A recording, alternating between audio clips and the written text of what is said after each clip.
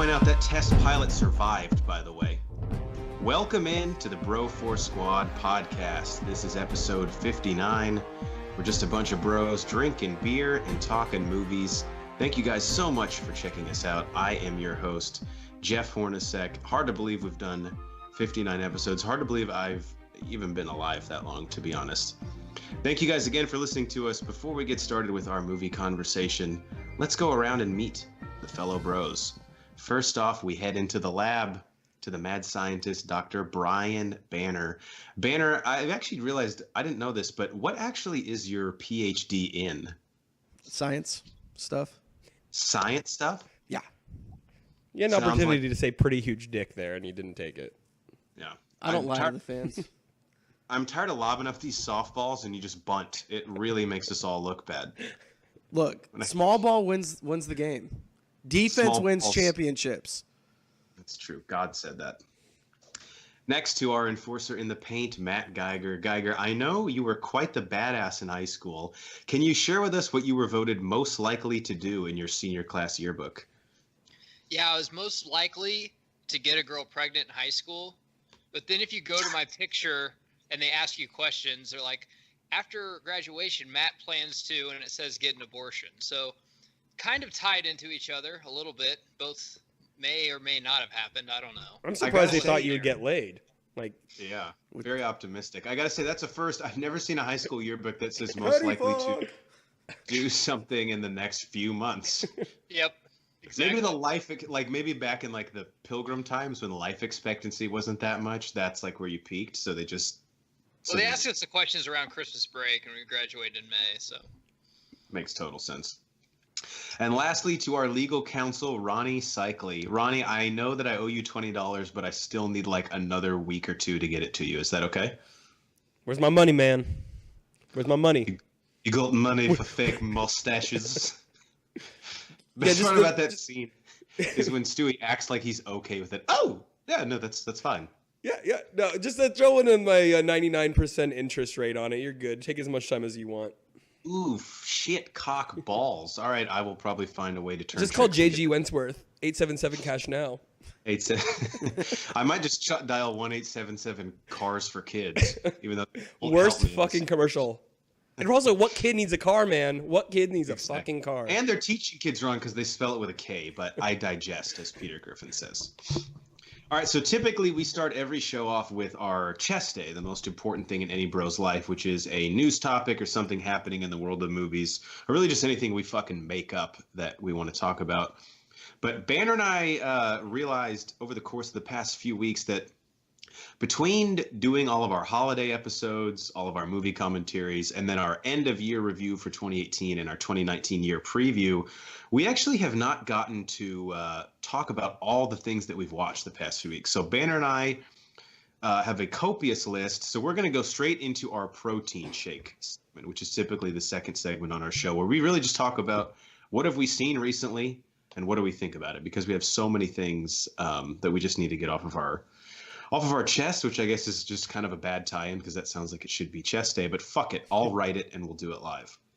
So we'll go round robin since I know personally I have a full list, but Banner, why don't you start us off with a few of yours first, and then we'll just find a way to make sure that everybody gets their double dutch and gets to jump in here. So what have you seen lately, Banner, or what is in your protein shake that you want to talk about? Are we doing movies or TV shows first? Yes. Okay. So I'll start out with this one. Watched all 4 Hunger Games movies.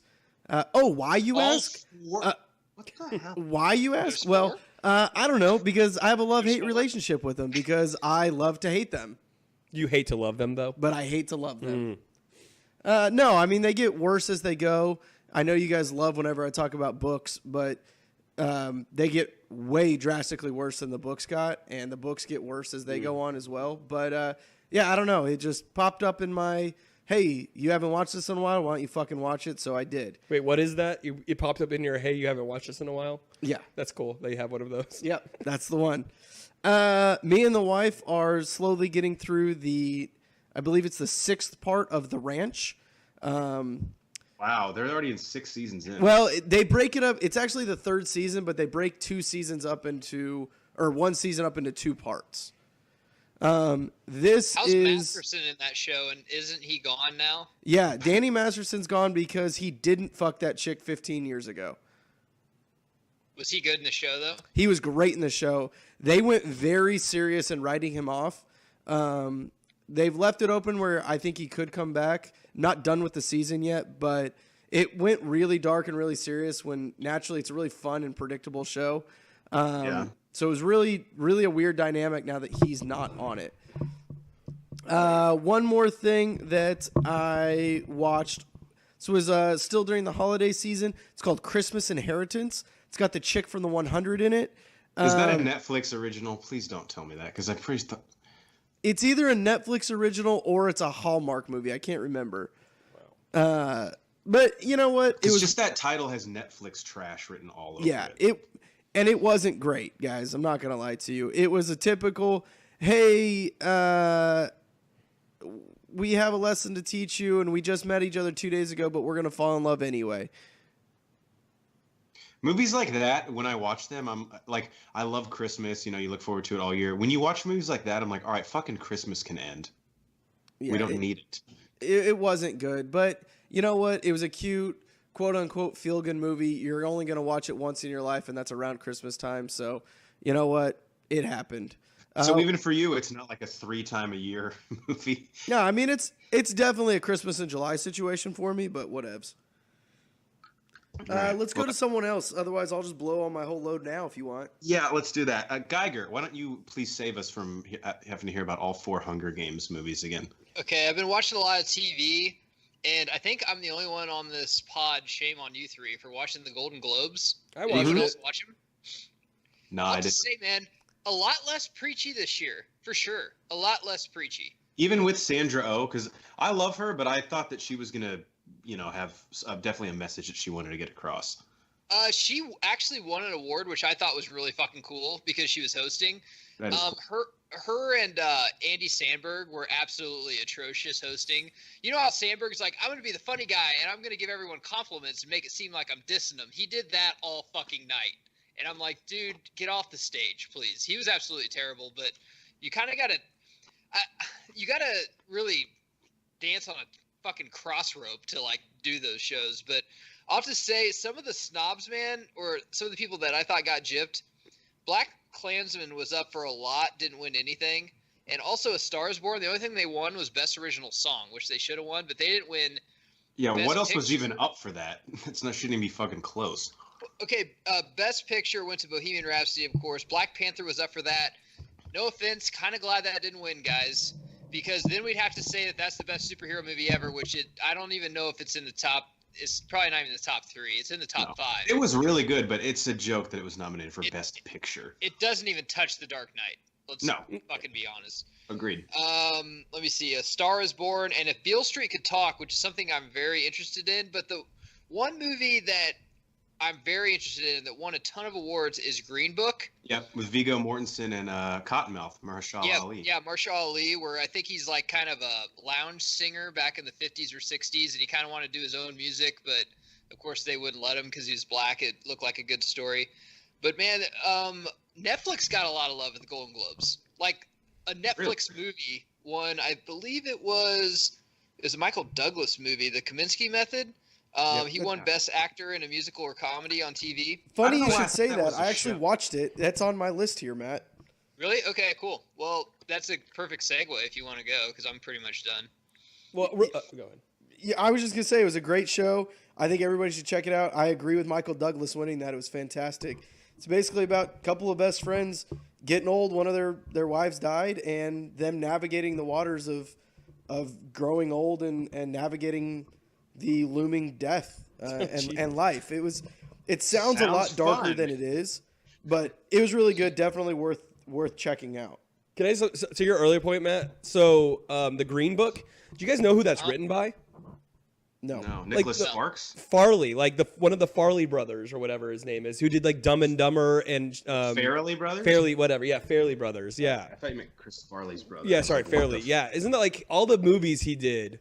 Think about all the kind of slapstick humor. All those are the only movies he's ever done. Yeah, because they did like Stuck on You. With Yeah, Greg they did just every It's ridiculous, stupid movie ever. I mean, but like he did this like first like drama, serious role, and it was a hit. So I thought that was really interesting on Fairly. That's also a guy named Akiva Goldsman wrote A Beautiful Mind, and he also wrote Batman and Robin. So who knows what's going on? So two amazing movies. Yeah. Exactly. Well, I don't know how you feel about A Beautiful Mind. It was okay, I guess. But we don't have very much to look forward to the Oscars, dude, because usually the Golden Globes are kind of the laid back where they drink and it's really funny. It was not funny at all. Some of the like Harrison Ford after Jeff Bridges was given an award, which he kind of had a weird speech. But Harrison Ford Christian came up Bale thanked Satan. Christian Bale's speech was my favorite of the night. Satan. It's just weird, Well, but he thanked Satan for the inspiration of the role of playing Dick Cheney. That's why. the only problem I have, and like I've said on this pod before, I don't vote, but Vice was up for a lot of stuff, and I think it was just ironically because most of the actors are in the Democratic Party, and that's just basically shitty. I haven't seen it, but I'm guessing it's shitting on the Republican Party because it's about Bush and Cheney. But yeah, Bale thanks Satan for playing Cheney, which was kind of fucking weird. But hey, it's Christian Bale. He was clearly drunk, and it was hilarious. I loved it. Yeah. The next day, he's probably like, I mean, I don't remember it. I'm not saying I regret it. Also, I always forget that he's, not American. He does such a good job with his accents, and then he goes up like, oh yeah, he's British. What the fuck? Or Australian, or whatever he is. I still think he might just be method acting his whole life. And it's like when girls dye their hair so much, they don't know what their natural hair color is anymore. Fort Lauderdale, and he just had Yeah, my dad's a former stock car racer. What? Okay. Cycling, before I list off a couple of mine, was there anything that you saw that you want to talk about? Yeah, so one of my favorite, I don't know why it's one of my favorite, but Jim Gaffigan has this joke that's like, when you watch a movie that's like a little old and no one wants to talk about it with you, he says, hey guys, I just watched Heat. They're like, well, that came out like 20 years ago. Well, I want to talk about it now. I finally watched Heat, and it was incredible. And all I'll say quickly about Heat is I was watching it, and I'm just getting so much of The Dark Knight as I'm watching it. The way it's filmed, the structure of the film. And so I kind of did some reading on it. It turns out Christopher Nolan literally came out and said he based The Dark Knight. He was influenced by Heat. Because there's a bank heist scene in that movie, and you could really tell. And I didn't know this going in. It's only because I saw The Dark Knight. And I was like, whoa, this is really familiar. It's incredible, Al Pacino and Robert De Niro. It's fantastic film. And then I actually rewatching Game of Thrones because why not? Why not? It's coming out in April, and I'm sure we'll do some episodes on it on the podcast. So getting excited about that. Doing like an episode every other day, so that way we'll finish up. And then I just finished a show last night on Netflix, and I binged the fuck out of it. It's called You. Dude, that literally came out like 48 hours ago. Well, I found out it's a Lifetime show that came out in like August. What? On the I thought it was a Netflix original. Well, Netflix picked up the second season. Because and they're making another one, so they get to call it like a Netflix original, kind of like they call Arrested Development an original. And so I watched the preview. You know how Netflix does those auto previews, and I was like, that's interesting. I got nothing else to do. I'll put it on, and I'll say this: I don't want to give anything away. It has a very Dexter feel. If you ever seen Dexter, you just sold me because I did not want to see it. It's it's dark. On Lifetime. Yeah, no, it's on Netflix now. I know. Trust me, when I saw that it was a Lifetime, the only thing that makes sense that it was on Lifetime as I'm watching, I didn't find it out till 3 episodes in. I realized how much not a lot of cussing there was, and how the sex scenes weren't too hot and heavy. Too down. And that's when I was like, oh, okay, this was on not daytime TV. This was on cable. That's the only thing I noticed. Outside of that, I was shocked when I found it was on Lifetime, because it's not what you think. But when I say Dexter, I say it's very dark. There's some comedy in there. The acting was pretty. Is there any inner monologue? Yes, kind of a lot of inner monologue, okay. Which is that was my favorite part about Dexter. Do you end up because with Dexter, I found myself rooting for a bad guy. The show will have you conflicted. Now, not as extreme as Dexter. This show will have you conflicted on who you're rooting for. There's a lot of creepy people, a lot of creepy characters in this show. You are definitely like, I kind of want this person, even though they're a fucking monster. And so the show, now, it's not as well developed as Dexter. I'm going to say that. It is, and this is where you get the Lifetime approach. It is a little soap opera-y at times. The way it ends on a commercial break, that kind of stuff. But when I say you might not love the show, might not be your favorite, it is easy to watch. It's really entertaining. It's creepy as fuck. And it's binge watchable. Like it's fun to watch for a couple days. So, Cycling, my question for you: between season 1 and you said season 2 was the one that Netflix developed on their own. Yeah. Was there a noticeable difference in either the tone of the show or was it like the quality of it? Oh, so Netflix hasn't. The second season hasn't come out, so I have no idea. Oh, okay. What I have heard is this is actually based on a book, and there's another. And Dexter was actually based on a book. I need Well, to And so there is We'll the second. probably link the book in the description then to Yeah, buy it we because it should- sounds yeah. interesting as fuck. Yeah, it was. I'll just say this. It doesn't go where you think it'd go. The premise is, I mean, it's basically about a stalker, but it's very much about our lifestyle, social media, that kind of stuff, the way we're always putting ourselves out there. And it was really fun to watch. It's 10 episodes and you can get through it really fast. Are they like 45-minute episodes? Yeah, they're 30? about 45-minute episodes. Like I said, this isn't going to be one of the greatest shows of all time. I doubt it wins any awards for anything. So just a typical work But day man, for me. it is a fun. I recommend it 100%. I'll finish it tomorrow. Banner's, We'll talk. Banner's like 10 45-minute episodes. All right, we'll have a full conversation on season 1 by 9 p.m. Guys, tomorrow I night. literally finished it in one day. I'm not lying. I watched it all yesterday. You're sick. And My everyone's like, wife "Banner, didn't don't we get have to home. She work?" had a work dinner, and she didn't get home till I started at around 3, and I was done around 10:30. God. I don't know if this is what do you more about got? the show or more about you. All right. Yeah, exactly. I got a lot, so I probably won't get to all these. I'll break this up in a few chunks because we'll go round robin because people get fucking sick of listening to me. A Netflix original movie I saw was Irreplaceable You. This was with Gugu Mbatha Raw, who was the main chick in Cloverfield Paradox. And I can't remember the name of the guy, but he's the dude with glasses who was in The Haunting of Hill House. He plays her husband. Christopher Walken is also in it. It's basically about a couple in their early 30s who gets engaged. And then Gugu Mbatha Raw, who was also in Concussion, actually, with Will Smith. She finds out she has terminal cancer, and it's about... Tell the truth. Yeah, tell the truth! It's about her preparing her fiance for life without her. Like, she's leaving him, like, recipes and, like, stuff, like, tips on, like, how to date girls. And, like, it was really depressing, but also kind of uplifting at the same time. And then Christopher Walken plays someone else battling cancer at a therapy group that she goes to. It's called Irreplaceable You. I recommend it, but it's not like I don't know. My girlfriend walked in and literally only saw the last 30 minutes, and she started bawling her eyes out, which I kind of called her out for. I was like, how are you that invested? You got here 25 minutes ago. I've been here the whole fucking time. I don't really understand it. But I thought it was pretty good. Another Netflix movie that I would classify as Netflix trash that I saw was called When We First Met. And it starred Alexandra Daddario, who I'm in love with, and then Adam Devine, who is from Workaholics and... You know, he's like. Isn't that the guy? Isn't that the guy in Maroon 5? That's Adam Levine.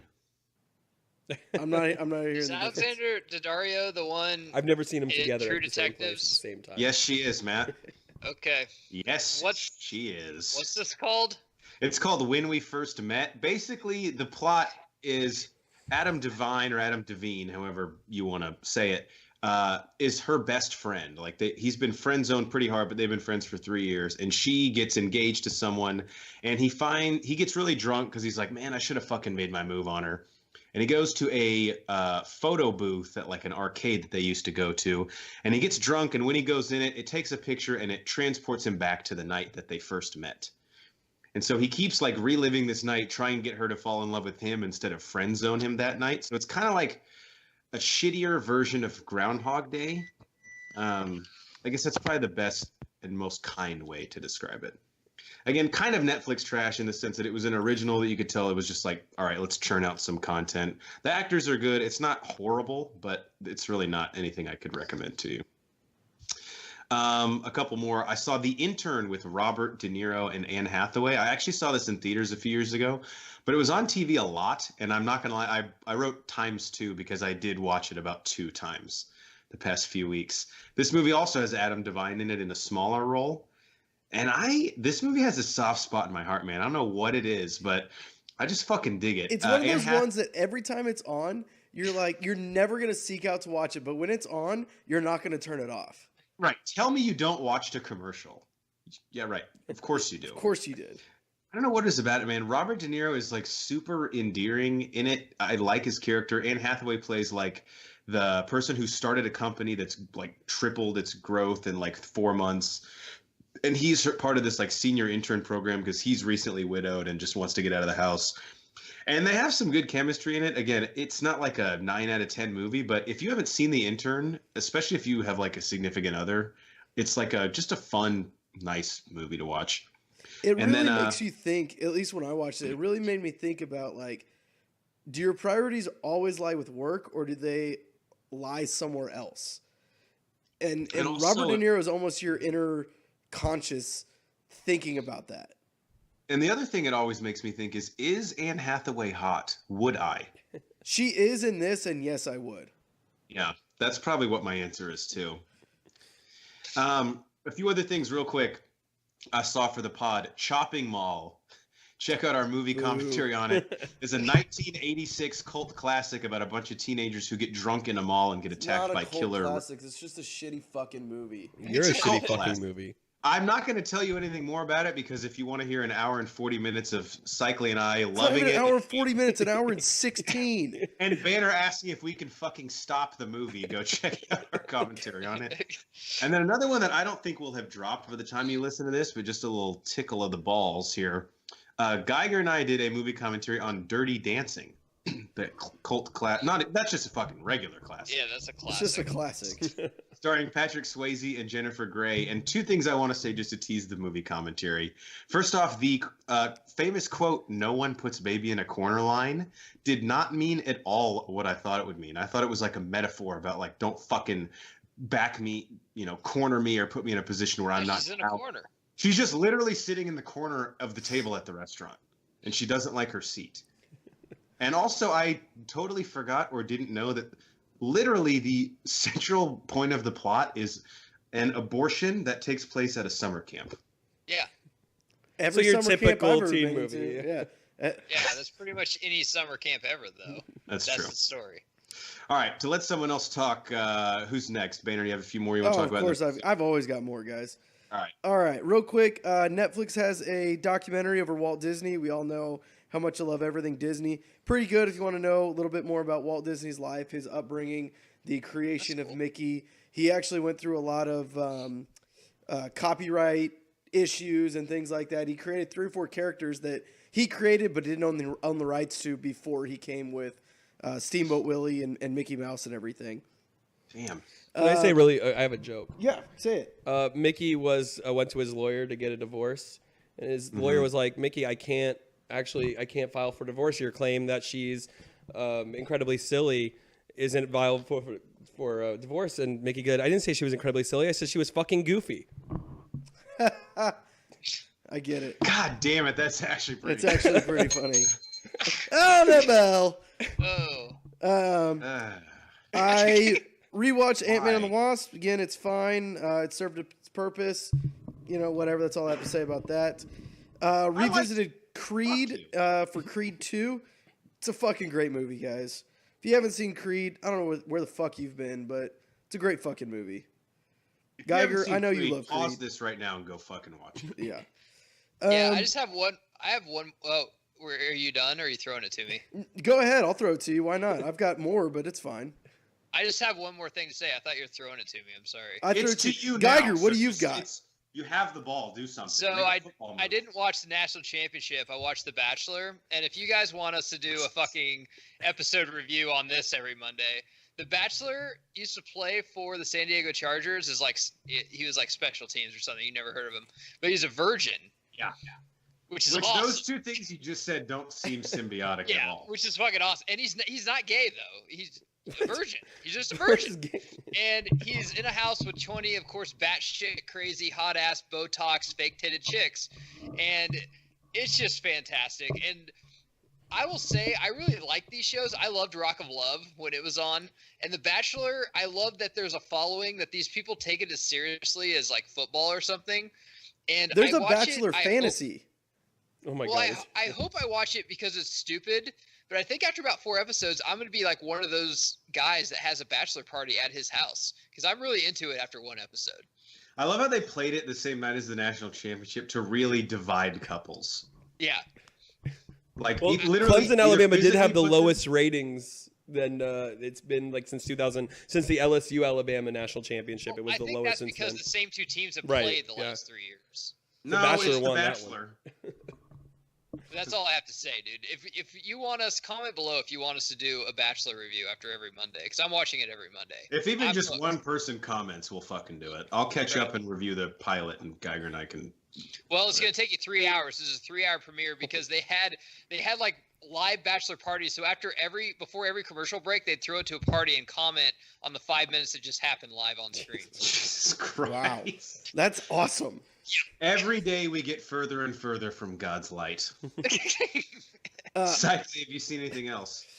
No, just that stuff I was mentioning. I rewatched Lord of the Rings. There you go. That was fun. All 3 of them, or which ones? All 3 of them on the special editions. I don't know if you guys are. wow, how that's you guys like feel. 10 hours worth of. Yeah, watching well, I movies. own them, and I'll say this: once you watch the special editions, I know they're can't 4 watch hours it. long. You can't watch the originals. You cannot. Damn, really? How much extra badassery is there in that fight So in the 2 the towers? very first one, Fellowship of the Ring, it's only like maybe 20 minutes longer. There's really not that much difference between the first one and the special edition. It's Two Towers and Return of the King that really have the biggest additions, and maybe an hour longer for both.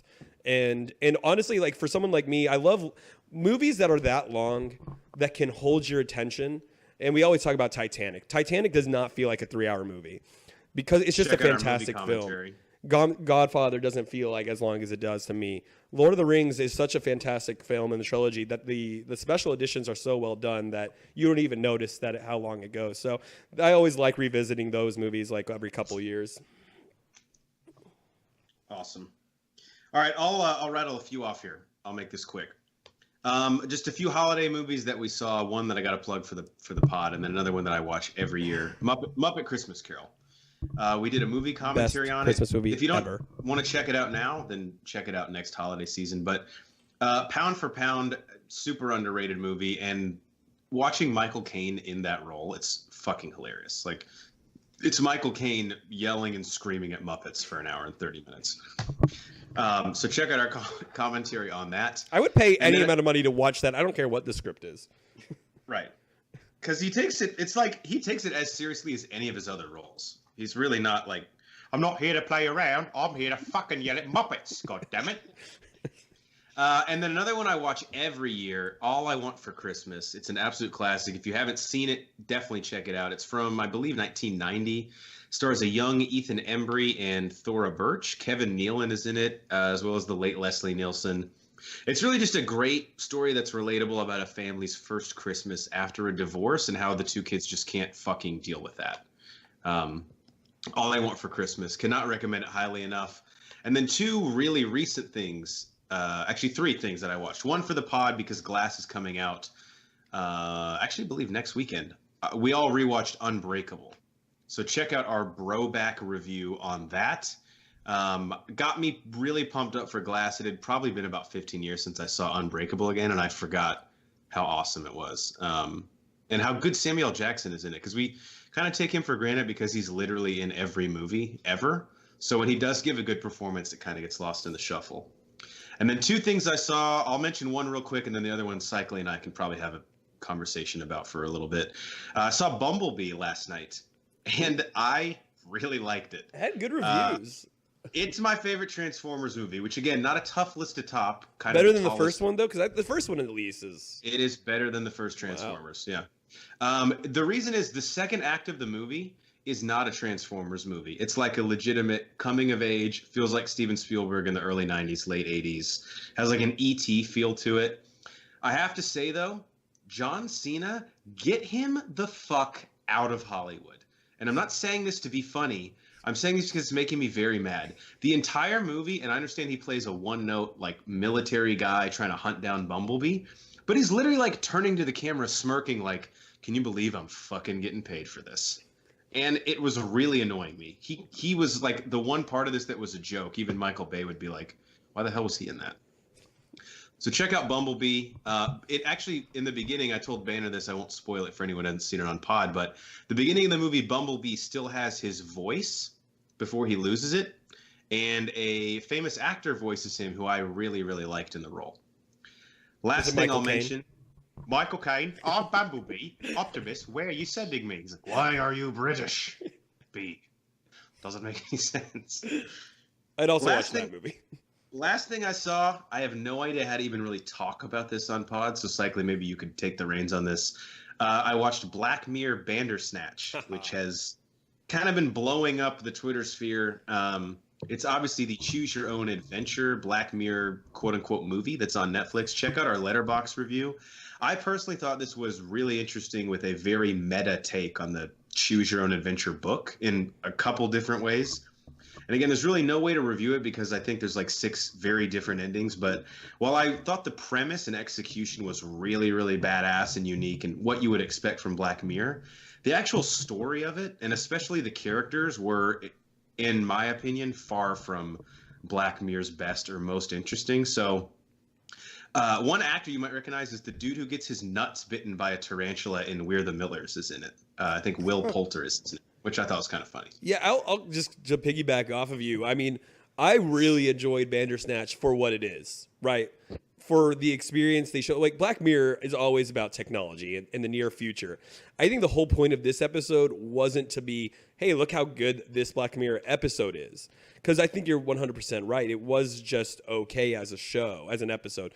But it was about the experiences us, the viewer, had and being able to be involved. I mean, it starts immediately. You pick what cereal he eats, right? Like, it's small stuff that really don't impact the plot, but it is so well done, though. Like, it's so seamless. When I first heard about it, I thought you're going to select A, and then it's going to reload and go into the next path, like you're starting a next chapter. Literally, it literally just keeps going. You can there may be 1 or 2 times that I can visually see the break in the camera.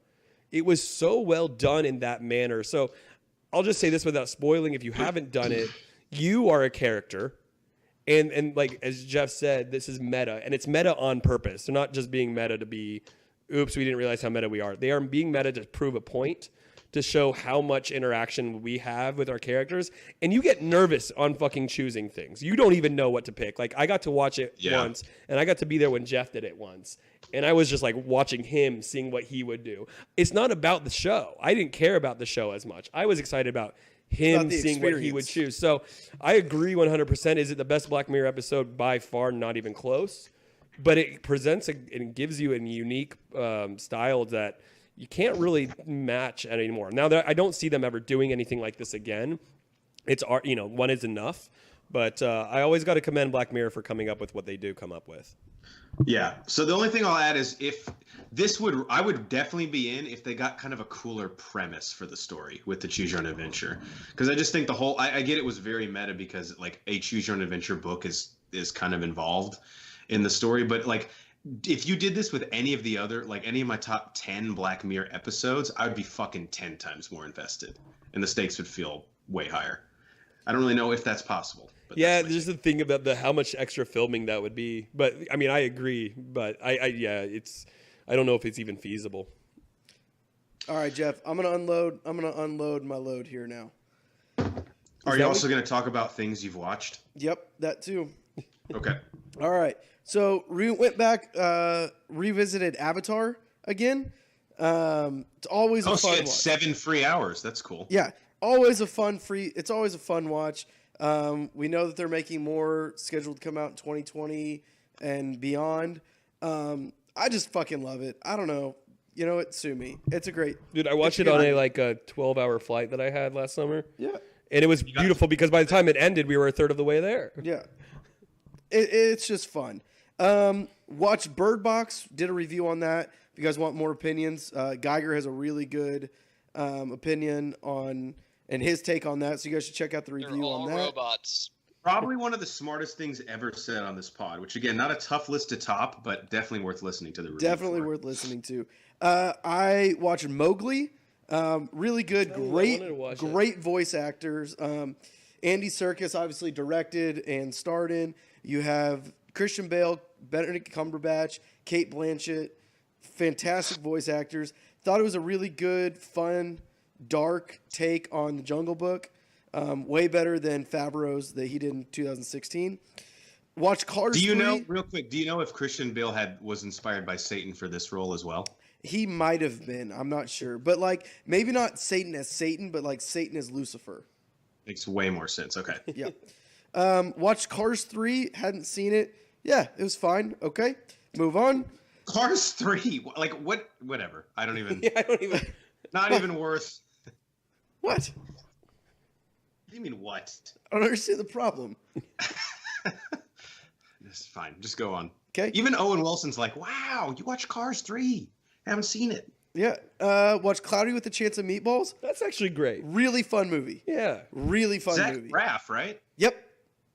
Really fun movie. You guys should, especially if you have kids that are maybe like 5 to 8 years old, definitely watch it. If you don't have kids that are 5 to 8 years old, it's gonna want you to eat like make you want to eat pizza and hamburgers and waffles. Watched Geostorm. Not as bad as it sounds. Also watched Hurricane Heist. Right? It's as bad as it sounds. Both of those need Bro Force Squad commentaries. I don't know that I can watch Hurricane Heist again. Well, I can watch the fuck out of it again for both of us. It was really bad, but get enough beers in me, I'll do it for the pod. All right, so fuck Netflix. Fast and the Furious came on, so I watched Fast and Furious with our Fast and Furious commentary. Then after I watched that, it said, hey, you might like Too Fast and Too Furious. So naturally I watched that. Then after that, it said, hey, you should watch Tokyo Drift. So then I watched that. So then I found an amazing deal where I bought all 8 Fast and the Furious movies for $35. Jesus Christ. And naturally, I watched all 8 Fast and the Furious movies. Check out all of our reviews on all of the Fast and Furious movies and our commentary on the first one. Yeah, so that happened. And then Geiger, I'm talking to you here.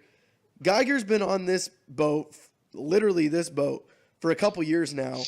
None of us have obliged him. I finally decided to. In 4 days, I've watched 2 seasons of Black Sails. Holy fucking shit, guys.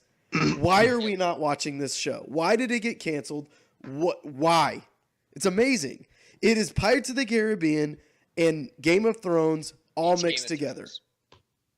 It's fantastic. That's a fucking sales pitch right there. It is It's a great show. It's a fantastic. If you haven't watched it, check it out. Awesome too. It's currently on Hulu.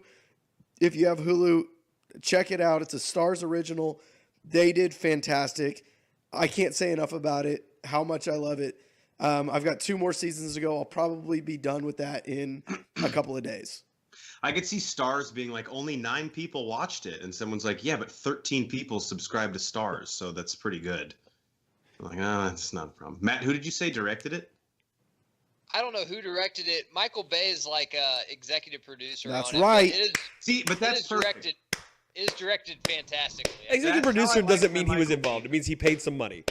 Well, I like my Michael Bay at arm's length from Yeah, my that's project. You know, fine. don't get too fucking involved, but also like if you want to poke on set a few days Yeah. and supervise an action. Maybe talk about how we can get this ocean shot a little better. Yeah.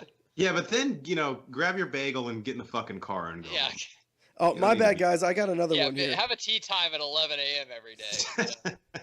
I got one more on HBO. If you guys don't have that, you guys should subscribe to that. I watched Held Up. It's a Jamie Foxx movie, early 2000s, I believe. Basically, Jamie Foxx loses his girlfriend, gets his car stolen, and gets held up, all while he's supposed to be on a nice romantic trip with his girl. Then the cops show up to the holdup, think he's one of the robbers. Can't imagine why. And it's about that whole couple-hour ordeal. Just kind of Sounds a fun. like a good Tuesday. Yeah, Is it a comedy? it's a comedy. Sounds like Bait, the other like comedy-ish movie he was in around that time. It's similar to Bait, I think. I haven't watched Bait actually. So then why?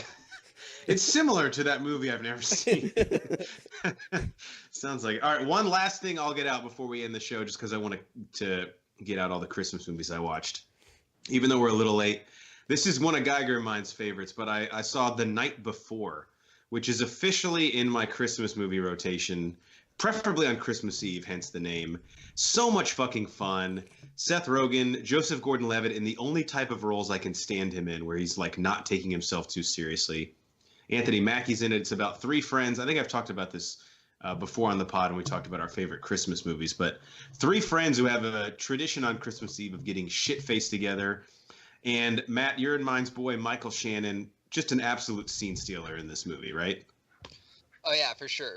Him as Mr. Green is probably, I don't know if he's had another comedic role, but it's one of the greatest comedic roles I've ever fucking seen from a non-comedic actor. He's a very serious actor, Broadway actor, but which I think just makes it that much funnier because he doesn't really play it much differently, but it's so fucking perfect. Yeah, absolutely.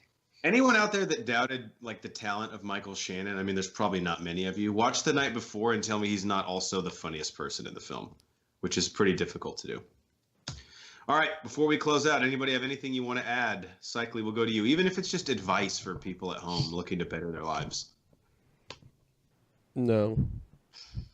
Well said. I love when you quote scripture. Banner, how about you? Yeah, just appreciate everybody for listening to us. Oh, I was supposed to say thank you. Sorry. Yeah, be grateful. Yeah, Cycly, what the fuck, man? Shit. I think you God. guys are all stupid for listening to us. Wow. That's very true, probably. Yeah, But we still appreciate it. I still appreciate. I mean, it. yeah, that's true.